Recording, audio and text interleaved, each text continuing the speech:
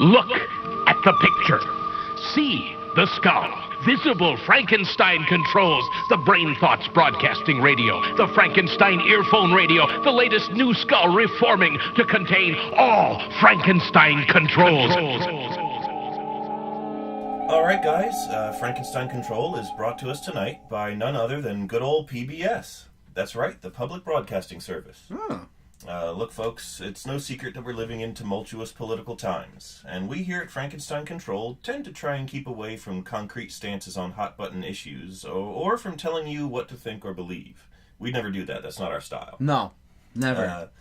And we all know how confusing and scary the issues of today must seem to kids right now, who have to juggle them along with all the ordinary pressures of growing up. That's where PBS wants to step in.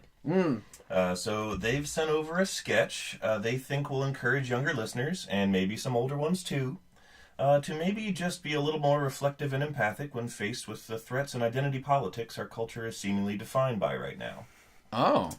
We'll get to it here in a second, but first I have to read this message directly from PBS management regarding the skit's usage of pre-existing copyrighted characters PBS neither created nor owns the rights to. Specifically, they are the characters from the Flintstones. Here is their statement without further ado. Hello, this is PBS President and CEO Paula Kerger. That's right, we used the Flintstones in our skit. What you gonna do, Hanna-Barbera? Our funding has been slashed to shit. So if you want to sue us, you best come correct. Otherwise, take your bootleg Gucci Gators and get the fuck on. From the desk of Paula Kerger, dictated but not read, PBS Broadcasting. She's funky. She is. So, did they contact us? Yeah, they contacted me. Because they heard our episode, Flintstones Vitamins, the movie? Must have been. Are they going to pick up the movie? I hope they do, but if we do it funding. This is the fucking trial by fire, guys. Yeah. We gotta really let it. We gotta prove that we really know the characters of Barney and Will. We gotta show this clip, man. With that cleared up, I guess we'll go ahead and do the skit. So I'll set the scene here. Bedrock, hometown of the Flintstones. It's evening, after quitting time at the quarry. And Fred Flintstone's iconic car pulls up to a bar called The Really Old Fashioned. There's an InfoWars bumper sticker on the back. Oh, no. Fred enters the scene, looking angry, and takes a stool next to Barney at the bar. Hey, Fred, how's it going? Not too good, Barn. I'm all riled up. Well, gee, pal, what about? It's these blasted Cro-Magnon immigrants and refugees that are flooding into Bedrock, Barn. I don't trust them. The Cro-Magnons, they're just a violent people by nature. And we're just letting them in? What's the vetting process? Also, and more importantly, the stupid-ass shamanistic caveman proto-religion varies slightly from our own. It's inexcusable, Barn. I just want to, build a giant wall around the whole town to keep them out. Hey, Fred, only a real brontosaurus brain would think a giant wall would work. But seriously, it sounds like you're projecting your own insecurities and flaws onto the Cro-Magnons so as to embody and subsequently attack your own weaknesses for the psychological catharsis. My God, Barn. I never thought of it like that. I feel like a judgmental fool. Oh, you don't have to feel like a fool, Fred. Just be more reflective and police your thoughts from now on to be more conscious of your biases and check them before they affect your actions. Will do, buddy Barn. Boy, I'm glad we had this talk. Me too. Hey, Fred, there was one other thing. Oh, yeah? Barney! Just like PBS to end everything in suicide. They always do that. Like the final episode of Barney. Yeah. Where he kills himself. He just takes like Barney. He just takes the mask off and stares dead-eyed into the camera for a really long time. And the thing is that they didn't have the budget to edit it out. They had to air it, or they wouldn't have a full-length episode. They did a live finale. And then he pours gasoline on himself and immolates himself like a Tibetan monk. Oh, God. Do you know there was a man in that suit? It wasn't really a purple dinosaur? My dreams are shattered. I know. I feel like I was lied to. Childhood ruined. Oh, yeah, totally. It was also the episode where Big Bird got avian flu. And then Elmo just talked a bunch about how Japanese whaling industry is, still going on and killing all those dolphins and orca whales for no productive end. And really doing it brutally. And Elmo went on to describe it in graphic detail. And in first person. Yeah, he was there. Yeah. He was on a Greenpeace whaling boat undercover. Elmo, see the chimneys of fire!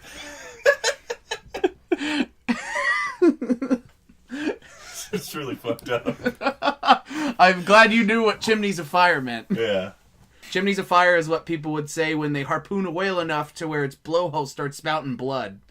That's horrible. Yes. It's a good way to announce that thing's about to die, I guess. Okay. But I mean, I read that fact when I was young and it fucked me up forever. That's very poetic for whalers. Mm-hmm. You would think some people in the whaling industry would just say it bluntly, not covered in flowery language. Just like, there's a lot of blood, he's gonna die. Yar, we stabbed the big asshole. Yeah. Chimneys of fire, ahoy. Yeah, exactly. Sounds pretty cool, right? Yeah. Almost makes you want to be a whaler.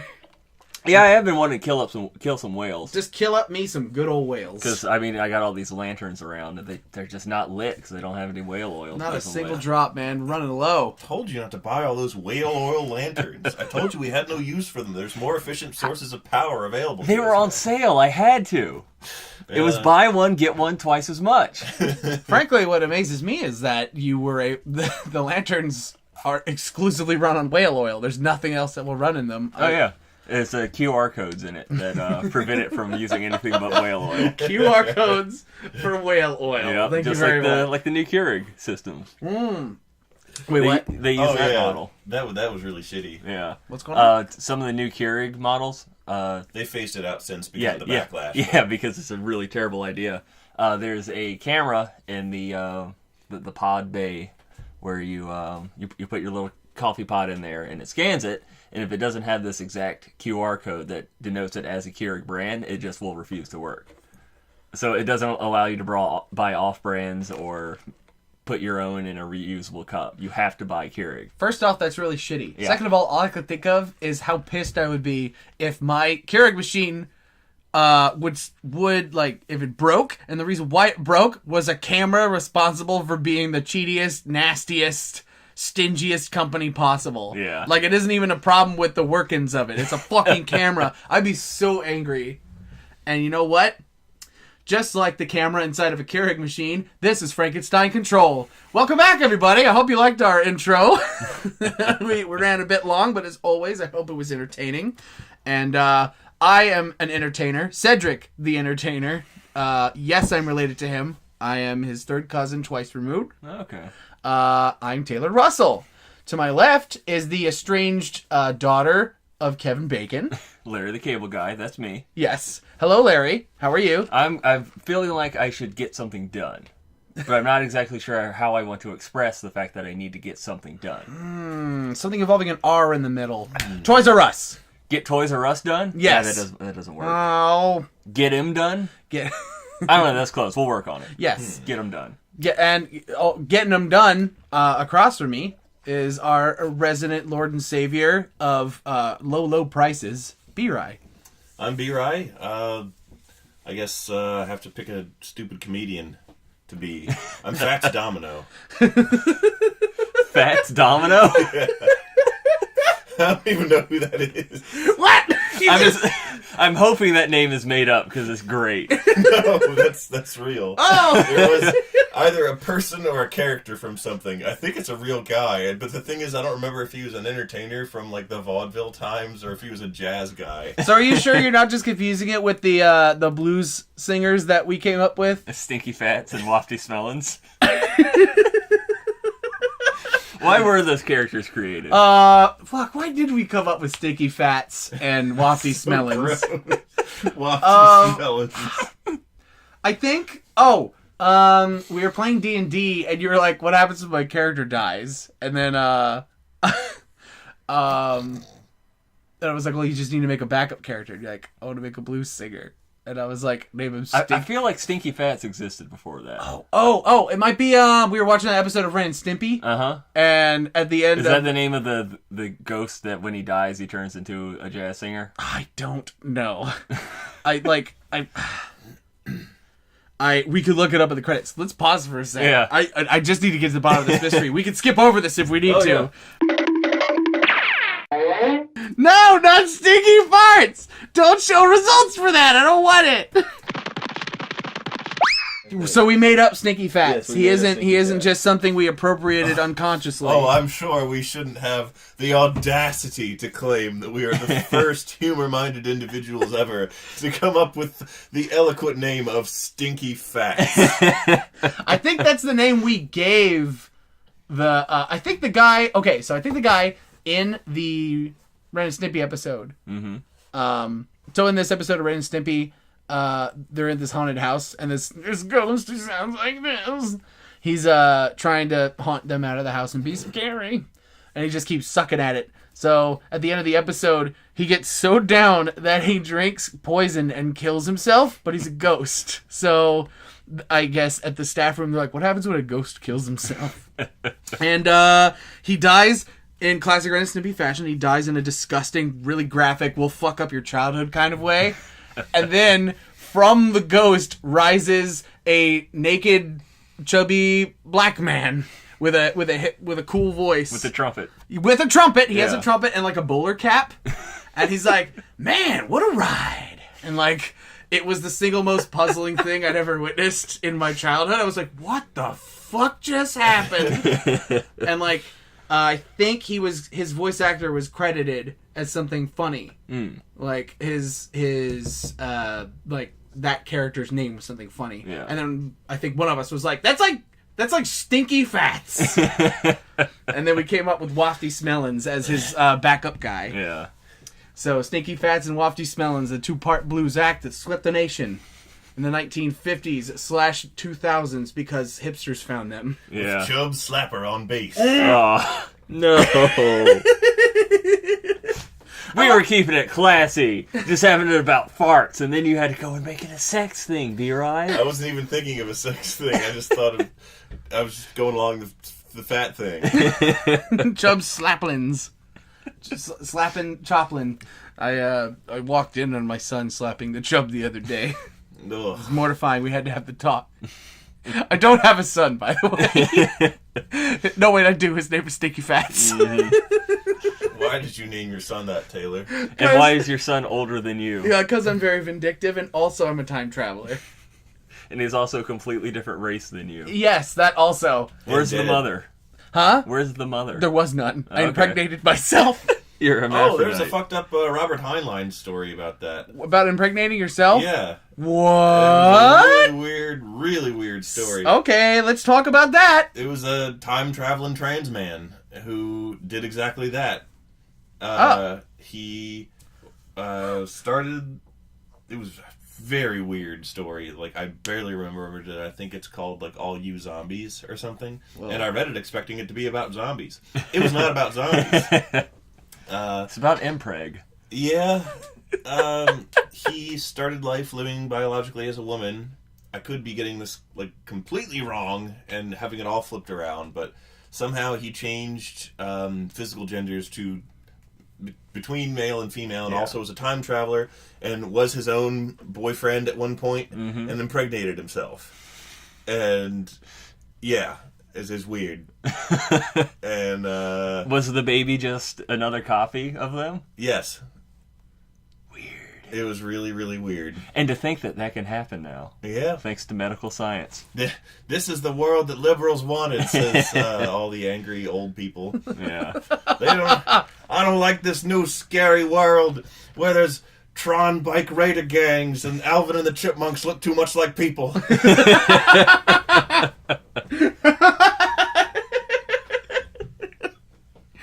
Oh my god. I don't like all the coprophilia they're putting in the new Alvin and the Chipmunks movies. Oh, God. Wait, what? That's eating poop. No! There is a bit in the first one where there's like some gag where Dave is like cleaning it up, and he's like, "Is this poop?" And it's like, "No, it's a raisin." Then here, eat it, and he eats it, and then spits it out. Eats like one of them spits it out, and like, "You owe me," because he ate the poop. First off, oh what? Second off, because it was apparently that chipmunk's poop. wait.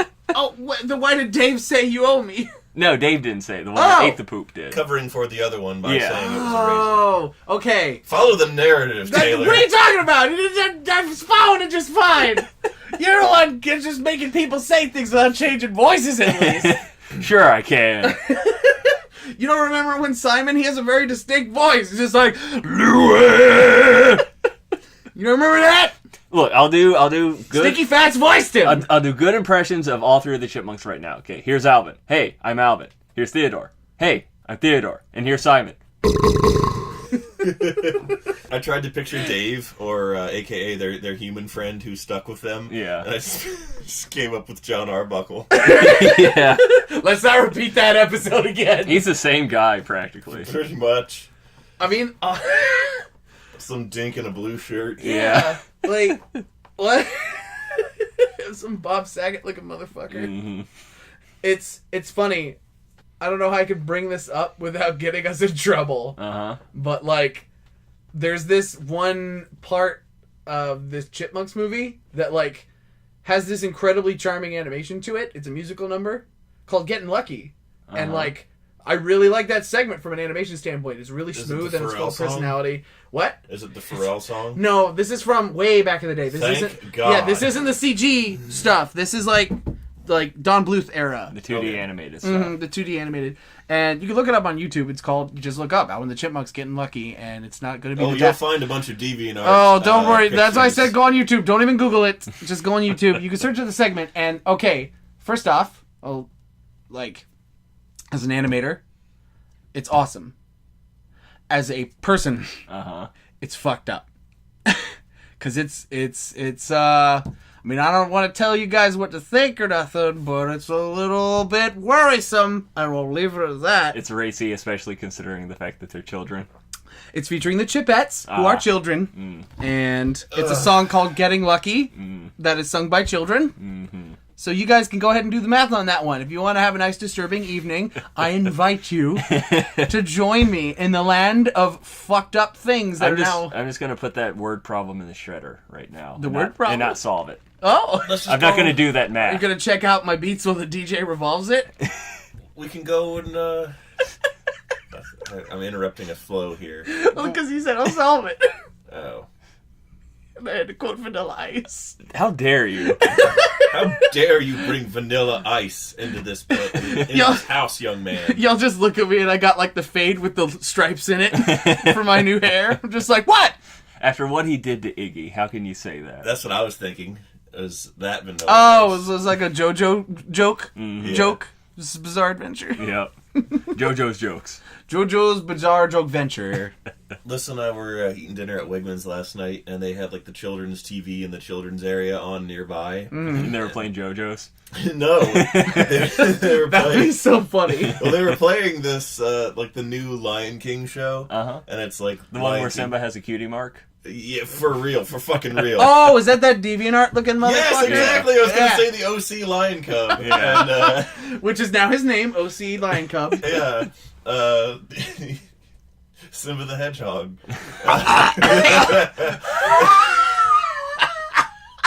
I should not have been drinking water when you said that shit. Damn. Sometimes It was Lisa good. and I watch it, and we don't like watch it. I mean, while we're sitting and eating, we glance over at the TV Yeah. and try to like make sense out of the half audible dialogue from like 30 feet away. Yeah, and so like we see them like Simba and or whatever the fuck. I don't even know what it is. He probably has a dumb name. It was Kimbo the White Lion. Simpus. Simpus. We see Simpus and the female one being mean to these young hyenas because that teaches prejudice and that certain kinds of people are always bad.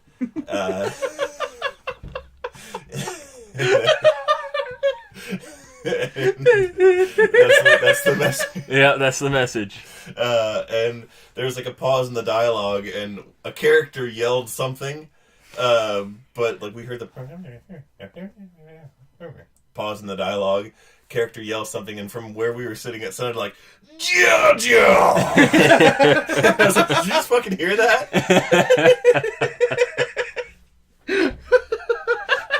Oh yeah, you don't remember the episode where Dio travels through the African savannah? I mean, he was in Egypt all that time. How do you think he got there? Yeah, trip at that point.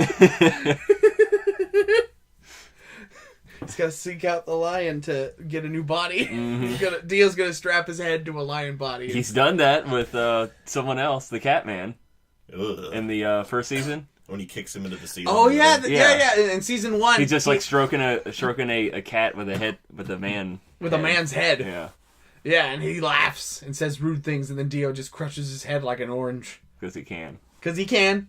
I mean, he made him. Mm-hmm. That's what you can do when you have kids. Yeah. You're like, I made you! Ah!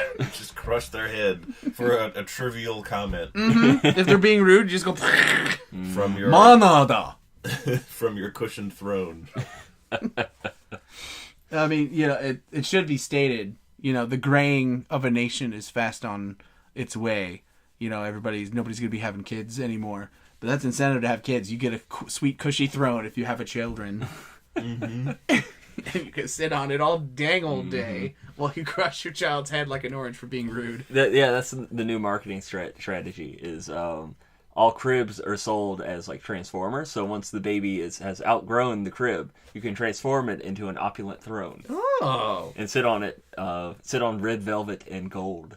You can sit Sitting on a king. when you have King children. of the castle. You get to sit on that throne for the approximately 40 minutes of conscious time you have before you have to go to bed, because you got to work like 90 hours a week to pay for having a kid in today's economy. Mm-hmm. And then you got to get home and take care of it. Mm-hmm.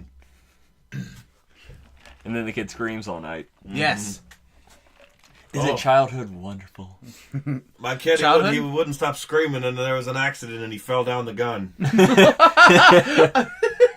I said fell down the gun the other day. You stole my Gaggington. I was hoping you would jump in, seeing as you were present. How was I supposed to read your mind? You better know what I'm going to say. Fell down the gun. That's a term that Taylor came up with for the accidental asterisk deaths of very unpleasant people. He's like, oh yeah, real shame. He was walking through the house and he fell down the gun. Watch out for that step. It's a doozy. Merry Christmas, you filthy animal. That's from Home Alone. A hitman actually kills a guy in a mafia mansion with a Tommy gun and says the whole "Merry Christmas, you filthy animal." Turns to leave, extinguishes his cigar on the banister, and takes a slight trip on the stairs. Whoa, that's dangerous. That could hurt somebody.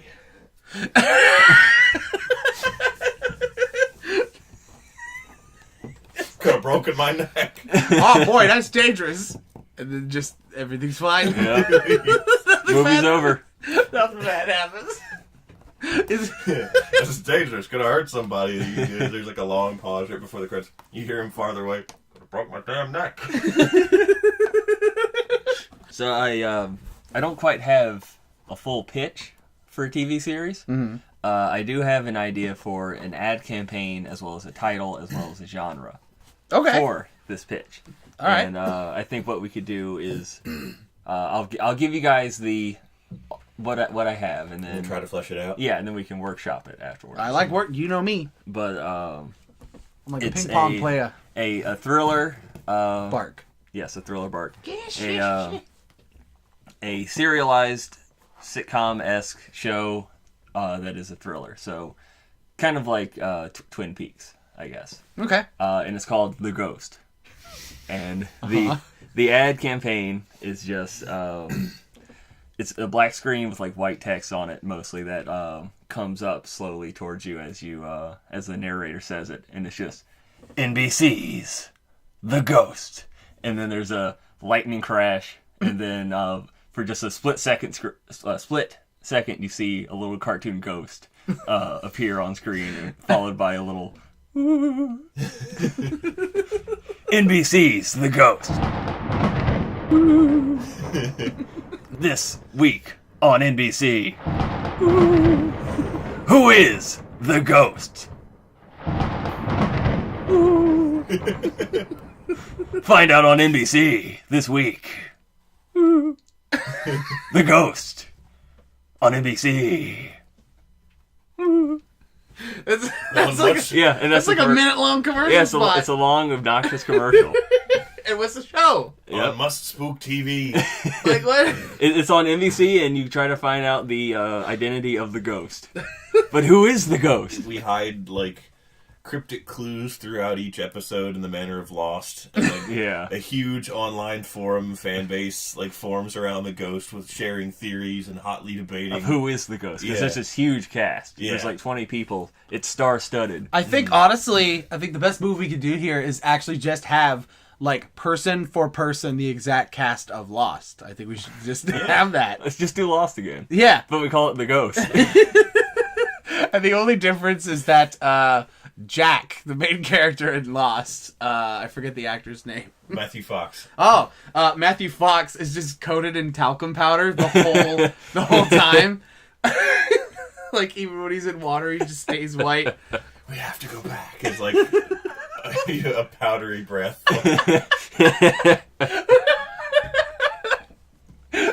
Here's the twist, though. He's not the ghost. He's just fucking weird.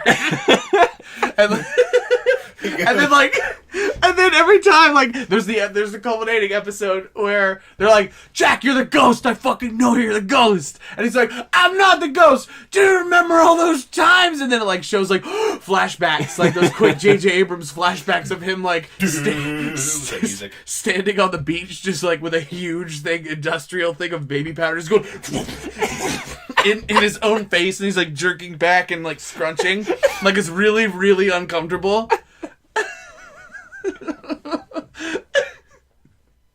And everyone's like, oh my god, you're right. Then who's the ghost? And it turns out there was no ghost. Everyone... What was the ghost doing? Was he killing people? Was he sending them to heck? No, I think that what the ghost did is also a mystery. Okay. So like we arrive into the series like just after the events of the ghost's tyranny. So we have a criminal but no crime. Yes. And we're trying to find out who the criminal is as well as what he did. Mm-hmm. But there have so far been no repercussions of what the ghost has done. Yeah, nobody's life is in danger.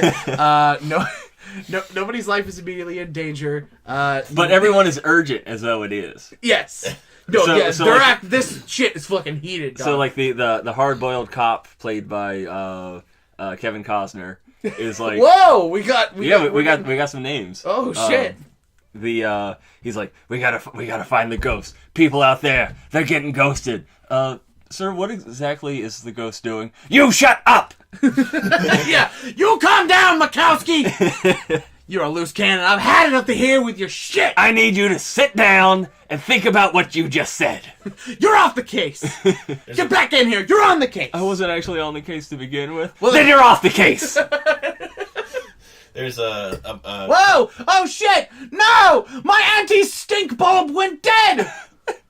My Sensi just died. The ghost did it! Ah! That's what the ghost did. That's what the ghost did. He's making Sensi bulbs go out all across this nation. We're just gonna smell bad as a country from now on. All thanks to the ghost. So we can all smell wafty smellins. Mm-hmm. The Wafty Smellins will be our pen name. W. Smellins. Directed by W. Smellins. Produced by S. Fats. And Dick Wolf. And what Wolf? Dick Wolf. Oh, Dick Wolf. Which, by the way, that shit still makes me laugh. Richard Wolf. A million years after Law and Order has just been... Or is it... Wait, is it Law and Order? Or is it CSI? God, there's too many fucking One of them, shows. their crime shows. Yeah, one of Not them... the Ghost. What? Actually, yes, he is in the Ghost.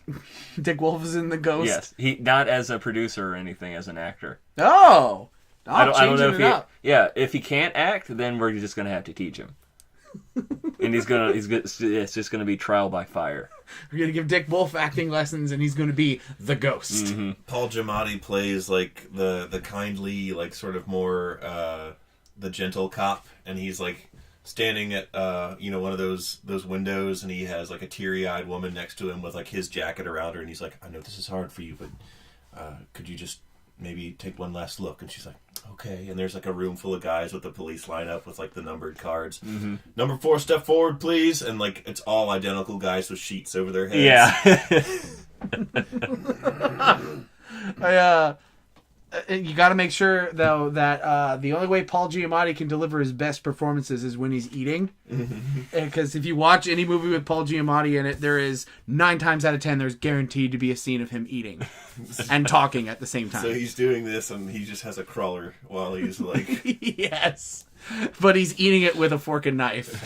And his desk is there, and he's just like... I wonder if he and I are related, because there are so many pictures of me eating. Like, anytime there's, like, some kind of social event and there are people there and there's food there, someone takes a picture and I'm, like, I've got a fork full of food coming towards my mouth, or just, like, cheeks full. Well, that's just all you do at parties. Yeah. It's like, is eat. That's all you do. You don't... But, like, no one else is. But you forgo all the food, because everyone else is trying to get drunk. Everyone else is trying to get crunk, and you're just like, free food, boy. Yep. I'm living it up. This is what I came here for.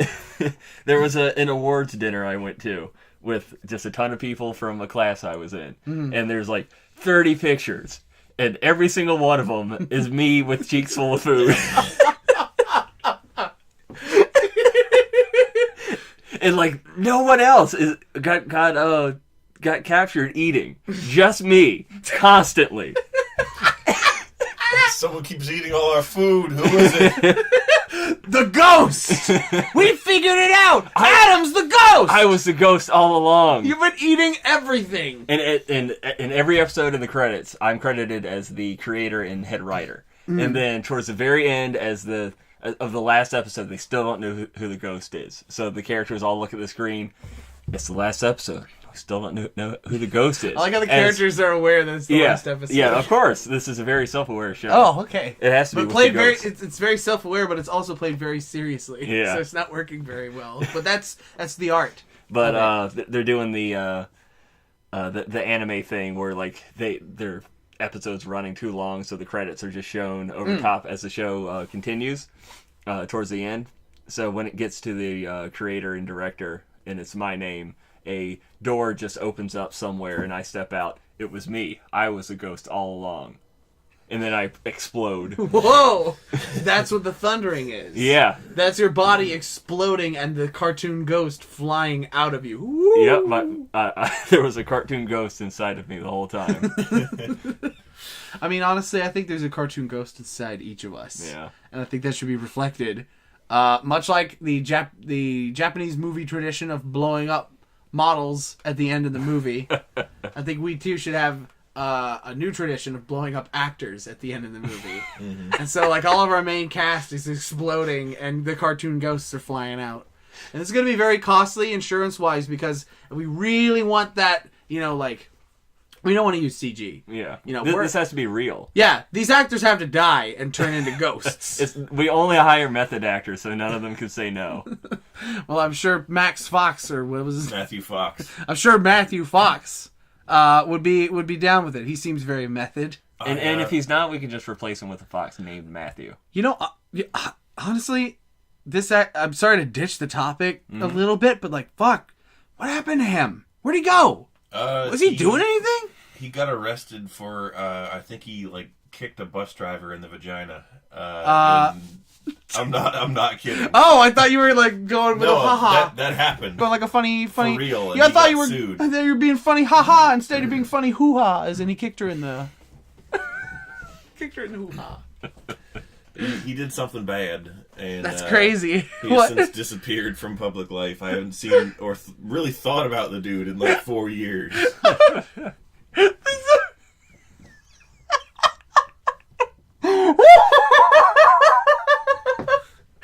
is so funny to me. Just like right. It's just so funny. Serious old Jack / Racer X from the Wachowski Speed Racer movie. And he's like, I got my life ahead of me. It's like delivers this like flaming kick to somebody's coochie goo. It's so funny to me. Fuck. Oh my god. Oh, please say I'm not the only one who thinks that's so funny. Just imagining his fucking face like contorted in anger. He's like, ah! As this meteoric foot is heading towards somebody's crotch. Ah! Oh my gosh. Sorry. Oh, fuck. The warp overtook me there for a second. That was really, really funny stuff. Oh. Oh. Yep, I think it was a bus driver that he did it to. I don't know why. What's he doing taking the bus? He's a famous movie man. Why is he taking the bus? He's like, nobody's noticed me on this bus. I did public transportation so somebody could say like, oh, it's Matthew Fox from such famous films as Jack Ryan. I don't know if that movie was him. It's probably not. It's probably Sylvester Pilkington. Oh, Sylvester Pilkington? Mm-hmm. Can't be doing with that. Sorry, I got really fucked up just then from just the pure humor of imagining him kicking something. That's some fucking golden stuff. B-Rye, you caught a lizard at your office. Oh. Talk about that, please. Get me away from this stupid subject. Oh, yeah. Well, at work today, one of my coworkers summoned me. As one often does, to get B-Rye here for the podcast, in fact, we put a circle of, like, blood on the ground, and we chant a little, and he shows up. 5-point pentagram. You gotta put down, like, a bottle of caffeine pills, a fantasy novel, a switchblade, and your coughing pillow. And my coughing pillow and chapstick, and it summons me.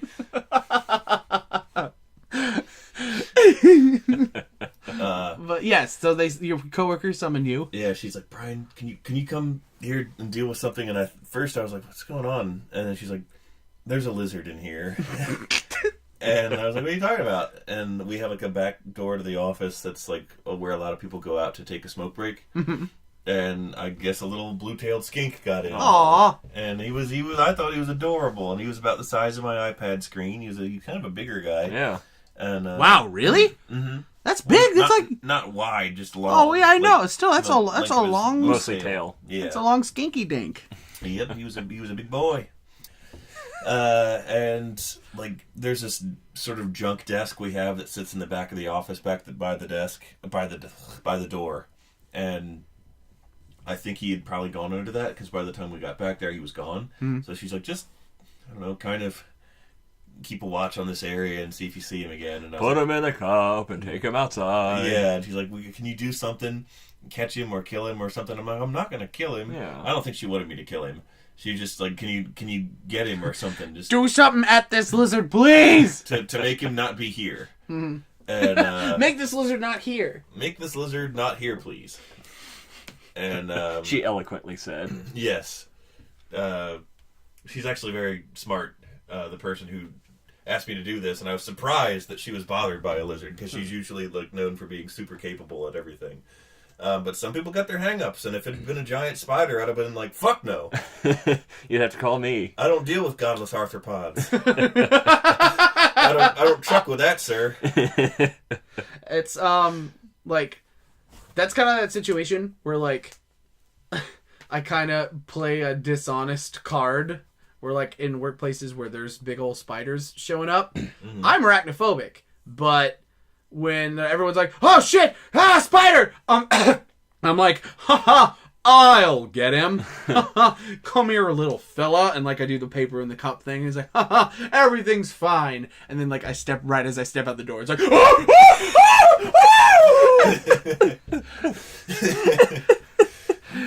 no one must know my secret. My shame. Oh yeah, but and she wasn't alone, and there were other people there who were like, I don't want to touch the lizard; it freaks me out. And I'm like, he's just a little lizard. It's gonna give me chlamydia. Yeah. Oh God, do they do that? No, koalas do. Oh, that's horrible. Armadillos can give you leprosy. I knew that one. Yeah, don't pet one of them little guys. And also, clams from the Great Lakes can give you AIDS. Really?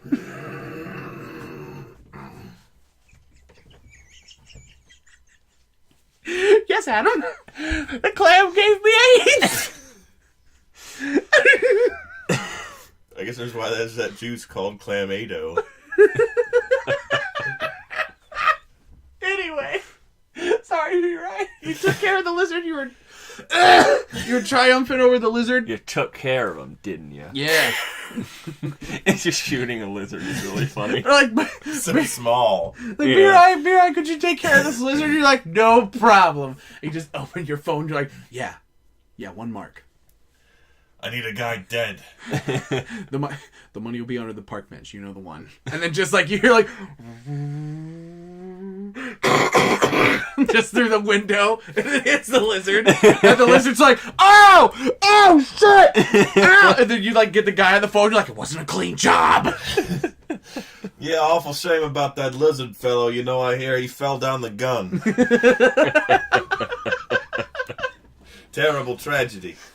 There's a terrible tragedy. What happened to that lizard? Which honestly would be possible for a lizard to fall down a gun.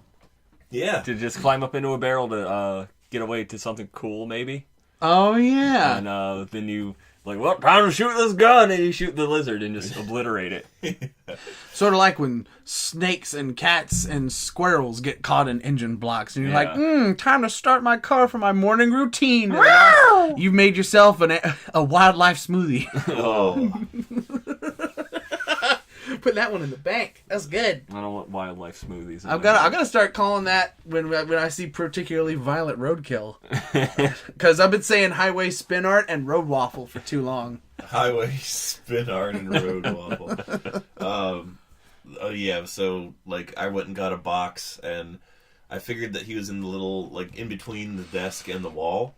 So I put an empty box at like the end of the desk to try and get him to like corral him down the channel of like the little gap between the desk and the wall to go into there. The problem was the box is light enough that he was able to scurry under it, and then he was loose on the tile running around in a circle. So then I scared him back under the desk. And I like to imagine you put on a werewolf mask and we're like, just in your work attire, but like that. did I ever tell you this is going to be another divergent thing here? Oh, we've never done that. But my dad had a werewolf mask that scared the shit out of me when I was a kid. And he got it for Halloween one year, and he probably got it because he thought it looked cool and terrifying. Or, you know, just cool and ugly. Yeah. But I thought it was fucking terrifying. I hated that thing. Because it wasn't like your standard doofy, hairy-faced teen wolf kind of werewolf. It was more like the long snoot, horrible sharp teeth. Like the sort of Lycan-esque figure that like the werewolves in Skyrim are, or like Lupin is. Yeah. And, Lupin the Third? No, not Lupin the Third, which is now airing on Toonami, by the way. It's good. Oh, yeah. Anyhow, yeah, that werewolf mask scared the shit out of me. It was really ugly, and like I didn't like that it was in the closet where we kept the light bulbs, and so I'd have to like go get a light bulb for my room, and I'd open it up and try not to look at the werewolf mask. The thing about this werewolf mask is horrible wolf head, scowling face, wide open teeth. Oh, you also couldn't see shit in that werewolf mask. I bet. Like you could not see shit. Like gross hair coming down the back of it. Dracula cape.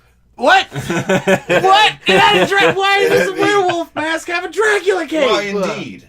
Why indeed? It had the collar of a Dracula cape around like the sort of neck hole of the mask. I am Count Wolfula.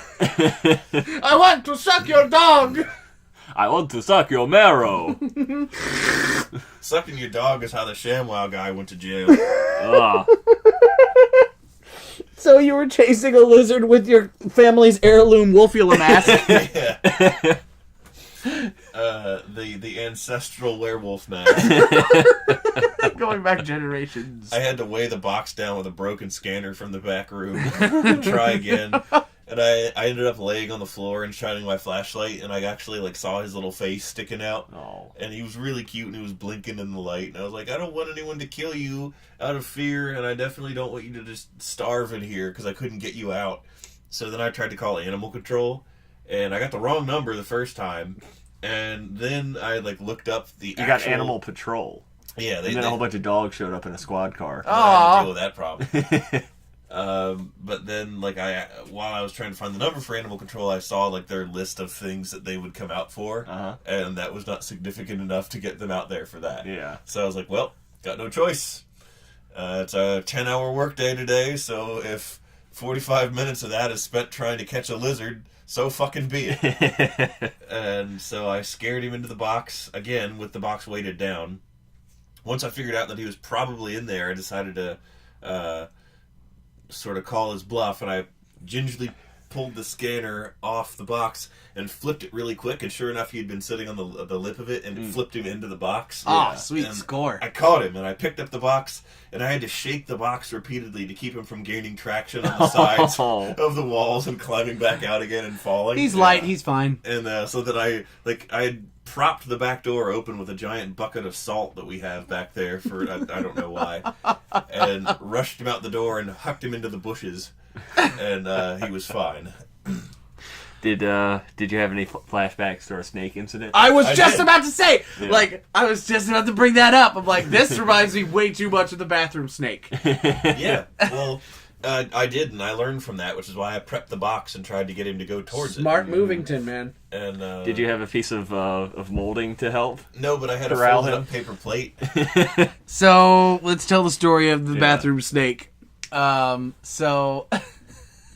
This is like a week after we moved in here. Yeah, so like after we moved into this new place, we were all just like getting used to the new house living, and all of a sudden one morning, Brian, B-Rye and I Yeah. are in his room discussing whatever nonsense we Witcher. did. I was playing Witcher 3 and I was showing Okay. you the game. Yeah, we were just hanging out, and then we hear you screaming. just a distant woo, And Taylor screaming to himself is not is Not typically unusual by any stretch. typically doesn't really mean anything, but these screams sounded a little bit different. So They we also actually- went on for a really long time. Yeah. They went on for far longer than Taylor, like seeing something online and going, woo! Or something. These were prolonged. So Prolonged. we decided to get up and actually investigate, and found So now we go to Taylor's side of the story, and to say Taylor one morning he's like, oh boy, time for the classic morning ritual, a shave, a shit, and a shower. And so I took care of those two, and then like as I'm taking my clothes off to get ready to take this shower, I look, and what do I spy resting behind the toilet but a huge black snake staring me in the face, being like, nice dick, brah. And I'm like, oh my god! Whoa! And like, keep in mind, I'm screaming like this as I'm getting my clothes back on, so it looks really goofy. And I was less scared that I've come to see this snake, and more like retroactively scared. Yeah. Because like, he was there the whole time. yeah, this snake was watching me shit. I'm incredibly frightened now. And so I'm doing that, and then I like bust out from the bathroom, and you guys like, what the fuck's going on, Taylor? I'm like, snake! There's a snake! And you guys like, gross, don't talk about your gross laying tube snakes, bro. It's sick. And I'm like, no! And then you look in the bathroom like, oh shit! It's a snake! Look at it! And I just remember your muffled words. It's a snake in the bathroom, dude! snake in the bathroom, dude! Woo! And yeah, there was a totally fucking snake in the bathroom, and we just like, we closed the door, and we're like, what do we do? What do we do about this snake? Where did he come from? Oh my god, did he come from out of the toilet? I'm like, I better fucking not have. That's the scariest thing I can imagine. You imagine getting bit on your O-ring by a copperhead? Ugh. I think he probably came in through the crawl space. Cause Well, we found where he came from. It was near the and- dryers. Yeah, and we like sprayed expanding foam to make, and no bathroom snakes since then, so I think we're good. begs the question why he didn't go into my room. Very true. I wonder what that, All I know is, that's all shit that happened after we got rid of the snake.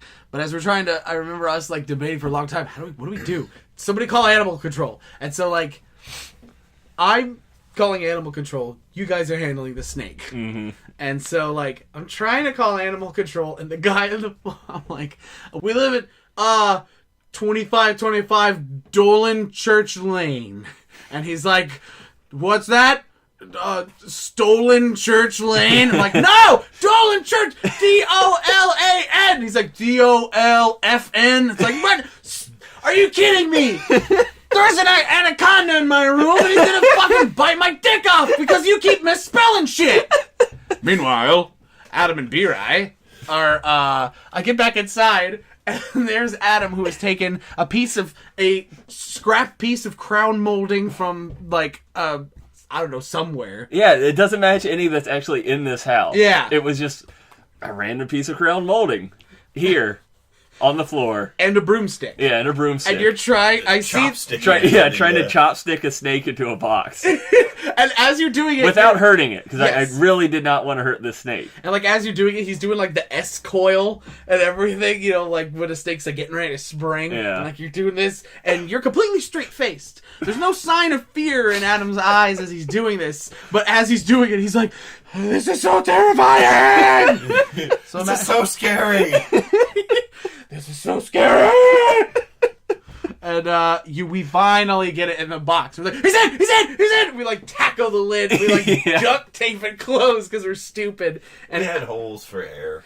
Of course, there was holes for air. But like it was just really like we closed up the box and we're like, oh, that nightmare's over. Whew. And then the animal control guy, we see him pull up in the driveway, and like before he can even start walking to the house, I'm out there with the box. And he's like, how you doing? Did you catch that snake? We're like, yes, take it away. He's like, fine, do my job for me. And that's what he said. He's like, thanks for doing my job for me. I'm like, just take him. He's like, all right, I'm going to let him go right in the woods behind your house again. I'm like, yeah, really. I mean, he might have done that. I'm not sure. Hey, he probably went to, like, a park. The nearby park. The nearby park where we live nearby. Probably took it there and, you know, put him there. Yeah. I mean, you know, he would have known, I hope. Either that or, he's just like, thanks, those boys did a good job catching this here snake. He just eats it like a spaghetti noodle. We found out it was a black rat snake. Black rat snake. They're not venomous. They're constrictors of small vermin. Yeah, he's a cute little guy too. But like, you know, he's like 4 feet long, I think. Yeah, he's about that long. And like behind your turlet. Any length of reptile you don't want behind your shit receptacle. Yeah. That's a little scary. And even if it's not venomous, it can still bite and still can cause infections. Yeah, which you don't want to deal with. Yeah, exactly. I'm not covered by snake wounds in my insurance. That's the only thing they don't cover. Yeah, they cover everything else. Every other animal bite is covered except for snakes. They're just like, specifically not snakes. Although, I will say that, speaking of snakes, that reminds me of, have I ever told you guys about Snake Girl? No. At Ren-Fest, at, what is it, Annapolis? Yeah, Ren-Fest? the Annapolis Ren-Fest. That's the one. Wait, the one you have a crush on? Yeah. Okay, yeah, I saw her with you. Yeah. So, like, there's this girl who works at the reptile house at Ren-Fest. And I have, like, this huge fucking crush on her. Because, like, she's super duper cute. And also, she's, like, has this really endearing love of reptiles. And she's, like, really easy to talk to, that kind of thing. And, like, my only problem is, A, she's just doing her job. And you do not hit on somebody on the job. That's just a fucked up thing to do. Never do it. And B, I'm really bad at telling ages, so she could possibly be like 17, and then I would be in the jail. And you would be the one in the reptile house. Exactly, I'd be the one in the reptile house. And so I was like, you know what? There's some battles you fight and some you don't. Goodbye. But yeah, if you're listening out there, Snake Girl, you're awesome. Keep doing, you do you. Someday you're going to make some lucky snake very happy. No, don't say it. It's implied she's going to fuck the snake. Oh. Well, that's not what I meant to imply. I like that Ren-Fest a lot. It's the only place where you can be drunk by 12 noon, surrounded by people dressed as knights, and then somebody you've never met before will tell you the entire history of their sex life. and then just leave. I want to interject here for a bit. One of my favorite performers at Ren-Fest is Johnny Fox! A man named Johnny Matthew Fox. Fox? No relation, no relation. Although I bet Johnny Fox knows who the ghost is. But he's too cool to tell you. Yes, He far doesn't too spoil cool you. to tell you. He's a really cool dude. He's a sword swallower, magician, and comedian. I love him. I love his act too, man. I heard recently I know, I think I've heard about this. that he was sick. Aw. And Johnny, we love you. It wouldn't be Ren-Fest without you. And hope you get well soon, man. Anyway, you were saying sex life. Yeah, shit. that sounds like that's part of the story. Did someone actually tell you their entire sex life at a Ren-Fest? Yeah, so, as you know, there are a number of, I guess you will call them, taverns at Ren-Fest. There's that big... I was there for that too. Okay, yes. So, it was They were actually... weird. Yes, it was close by Snake Girl's place, Yeah. actually. And, like, I was, well, fuck romance, let's get tanked. So I got a bee sting, and I was just chilling out. There was all of the seats there were taken up, so I was just sitting on a like on a stone fence close by. Yeah. And then Adam, you were joining me and just sitting there, and then all of a sudden this dude shows up, and I think was his girl with him, or did she come later? I think she came first. Oh yeah. Yeah. Oh, okay. Well, this girl sat beside us and started talking up a storm with us, just, shooting the shit. And then this dude showed up that she knew, I guess, and they're like, oh, hey, and stuff. And Adam, you gotta help me out here, because I was sort of... I was a little lost in ye old medieval sauce. Yeah. So help me out with the deets. I think she was like she like did a lot of stuff on Instagram. I think she might have been a model that does cosplays and appearances in various costumes at functions like this. And she just kind of ended up talking to us about stuff like that, and then somehow it got into her talking about all the sex that she has with her boyfriend, who was like 2 seats away from us. Mm-hmm. And like I feel like it was involving threesomes and like not vanilla stuff. Yeah. You don't just tell that to I got strangers. a big swinger vibe from them. Yeah. Like, I think they were definitely the kind of folks who were like, we'll go to this bar together, but we ain't leaving together. Maybe they were recruiting, if you know what I mean. Oh, shit. When they were talking to you, and you wasted your chance by being just drunk off your ye old ass. Oh, I missed my chance to get ye old clap. Yeah. Everyone had the clap in the Middle Ages. That would have been historically accurate. Oh, man, that's taking live action roleplay to a whole new level. Mm-hmm. That kind of reminds me, disreputable behavior kind of reminds me of one year at Ren-Fest where I was a bad boy. Uh-huh. So I'm stumbling around. I'm with some friends. I'm stumbling around like a drunk asshole.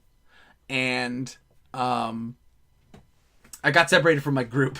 And I'm kind of looking for who I went with. And I'm stumbling about, and then I go up to this shop front because I see not one of the people I came with, but a friend of one of the people that I came with that also, like, I've met before, and, we kind of have, like, an acquaintanceship. And so I see him, I'm like, oh, shit!